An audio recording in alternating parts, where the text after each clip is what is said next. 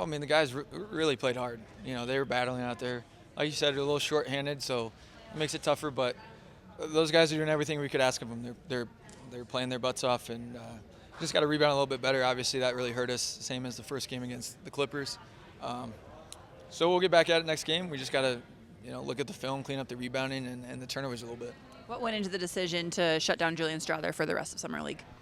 I mean, obviously he'd been playing really well, but I think you guys could tell, even when he was playing, that ankle, he kind of tweaked it during practice, and it was bothering him a little bit. He kind of re-injured it a little bit in that last game, so certainly nothing serious long-term, anything like that, but he just wasn't 100% and didn't want to put him at any kind of risk. And then what is PJ still available for the rest of Summer League, or what went into that decision?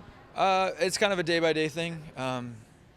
Again, it's nothing serious, but just want to make sure he's 100% if we put him out there. So we'll see how he is feeling tomorrow and the day after, see if he can go for the next one. I know we've asked you a lot about Trey Alexander, but, I mean, he just continues to shine. How impressed have you been with what he's been able to do this quickly?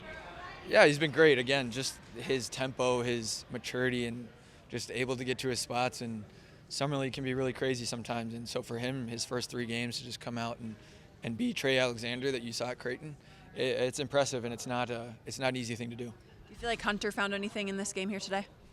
Yeah, I mean, I think he, especially early, got some good looks. I think he had to take some really tough shots, kind of a product of no Julian, no PJ.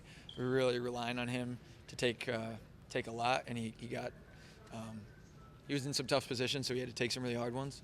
But yeah, I loved how Hunter played, really aggressive. Again, played really hard, and he'll never be shy about taking shots, which is what we want. Coach, last week we talked about how you had a bunch of great plans for practice, and practice started now 3 games in. How different has it been being on the sideline in the number 1 chair versus your normal role? Yeah, no, great question. I mean, it's you learn quickly that everything doesn't go according to plan. So, I'm a guy who I prepare like crazy. I think that's something I've learned from Coach Malone.